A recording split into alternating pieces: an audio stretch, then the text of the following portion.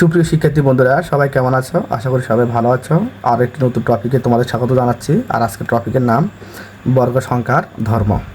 তারপর প্রথমে কয়েকটি বর্গ সংখ্যা দেখে নিই। যেমন একের বর্গ অর্থাৎ স্কোয়ার করলে আসে, অর্থাৎ স্কোয়ার মানে কি ওই সংখ্যার ডাবল গুণ।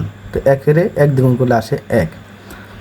এখন দুইয়ের যদি বর্গমূল করি তাহলে দুইয়ের ডাবল গুণ আসে চার। তাহলে একের বর্গ এক, দুইয়ের বর্গ চার, ঠিক তিনের বর্গ নয়, চারের বর্গ 16, পাঁচের বর্গ 25, ঠিক এভাবে ছয়ের 36, সাতের 49, আটের 67, নয়ের 81 এবং 10-এর 100। এখন বর্গ সংখ্যার গুরুত্বপূর্ণ কিছু ধর্ম নিয়ে আলোচনা করি। বর্গ সংখ্যার বর্গমূল একটি পূর্ণ সংখ্যা হয়, অর্থাৎ তুমি যে বর্গ সংখ্যাগুলো আসবে তাকে যদি বর্গমূল করো, যেমন এখানে 25 করছি, যেমন এখানে 25, এই সংখ্যাটিকে তুমি যদি বর্গমূল করো তাহলে তার যে সংখ্যা আসবে তা পূর্ণ সংখ্যা আসবে। ঠিক এইভাবে 66 অর্থাৎ বর্গ সংখ্যা যেটি, এটিকে তুমি যদি বর্গমূল করো তাহলে তার পূর্ণ সংখ্যা আসবে। যেমন এখানে 25-এর 5 এবং 66-এর আসছে 8। 2 নম্বরে কোনো বর্গ সংখ্যার এককের অঙ্কে 2, 3, 7, 8 হতে পারে না। এখন আমরা বর্গ সংখ্যা যে এগুলো আছে এগুলোর ক্ষেত্রে দেখি। যেমন এখানে এককের ঘরে 1, এখানে 4, এখানে 9, এখানে 6, এখানে 5, এখানে 6, এখানে 9, এখানে 4, এখানে 1 এবং এখানে 0। অর্থাৎ প্রত্যেকটা আমরা এই ঘরগুলো যদি, অর্থাৎ বর্গের সংখ্যাগুলো যদি এককের ঘরে লক্ষ্য করি তাহলে দেখো এখানে 2, 3, 7, 8 এই সংখ্যাটি একবারও আসেনি। অর্থাৎ কোনো বর্গ সংখ্যার এককের অঙ্কে 2, 3, 7, 8 হতে পারে না। তাই 32, 43, 57, 78 ইত্যাদি বর্গ সংখ্যা নয়। কেন? কারণ এগুলোর ক্ষেত্রে 2, 3, 7 এবং 8 এসেছে। 3 নম্বরে বর্গ সংখ্যার এককের অঙ্ক হতে পারে 0, 1, 4, 5, 6, 9।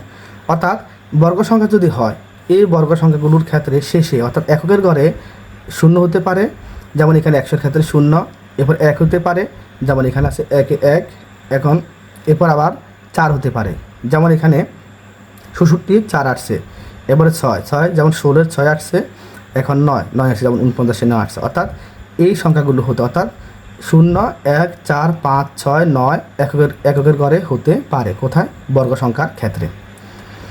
এই জন্যে 25, 36, 49, 67, 81, 100 এগুলো কি? এগুলো হলো বর্গ সংখ্যা। এখন বর্গ সংখ্যার আমরা যদি আরও কয়েকটি ধর্ম আলোচনা করি, যেমন 4 নম্বরে জোড় সংখ্যার বর্গ জোড় হয় এবং বিজোড় সংখ্যার বর্গ বিজোড় হয়। যেমন 6 একটি জোড় সংখ্যা, তার যদি বর্গ করি 36, তার জোড় সংখ্যা। আবার 7 একটি বিজোড় সংখ্যা, তার যদি বর্গ করি 49 আসে, তা হলো বিজোড় সংখ্যা। অর্থাৎ যে কোনো সংখ্যার জোড় সংখ্যার যদি বর্গ করি জোড় সংখ্যা আসবে, বিজোড় সংখ্যার বর্গ করলে বিজোড় সংখ্যা আসবে।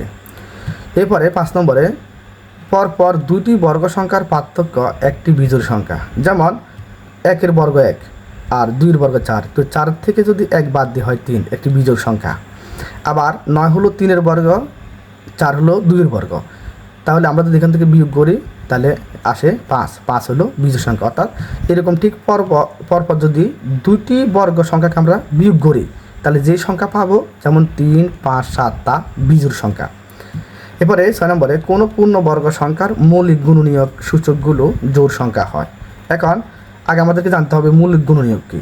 অর্থাৎ যেমন আমি এখানে যদি 36-এর যদি মৌলিক গুণনীয়ক করি, তো 36-এর মৌলিক গুণনীয়ক কী? যেমন তাকে 2 দিয়ে যদি করি তাহলে 18 গুণে 36, এরপর যদি 2 দিয়ে করি 9 গুণে 18, আবার যদি 2 দিয়ে করি 3 দিয়ে করি 3 3 9, তাহলে 2 আসলো 2 বার এবং 3 আসলো 2 বার। অর্থাৎ কোনো পূর্ণ বর্গ সংখ্যার মৌলিক গুণনীয়ক সূচকগুলো জোড় সংখ্যা হয়। যেমন 36-এর 2, 2, 3, 3 এগুলো হলো মৌলিক গুণনীয়ক। এই গুণনীয়কগুলো জোড় সংখ্যা হবে। যেমন 2 2টি পেয়েছি অর্থাৎ জোড়, 3 2টি পেয়েছি অর্থাৎ জোড়। ঠিক এরকম 144-এর করলে 2 পাবো 4টি, তাও জোড়, এবং 3 পাবো 2টি, তাও কি জোড়। এরপরে পরপর nটি বিজোড় সংখ্যার যোগফল n² হয়, অর্থাৎ বর্গ হয়। যেমন 1-এর বর্গ করলে 1 হয়, আবার 1 আর 2 যদি যোগ করি তাহলে 4 হয়, 4 এসে 2-এর বর্গ হয়। এরপরে 1, 3, 5 অর্থাৎ এখানে একটি সংখ্যায় 1 হয়, 1 বর্গ, 1-এর বর্গ 1, 1 আর 3 দুটি সংখ্যা যোগ করলে হয় 4, 4-এর বর্গ হচ্ছে 2, মানে বর্গ হলো 2, মানে বর্গ সংখ্যা হলো 2 আর 1 3 5 তিনটি সংখ্যা যোগ করলে 9, 9 হলো 3-এর বর্গ। এরপর এখানে 4টি সংখ্যা যোগ করলে হয় 16, 16 হলো 4-এর বর্গ।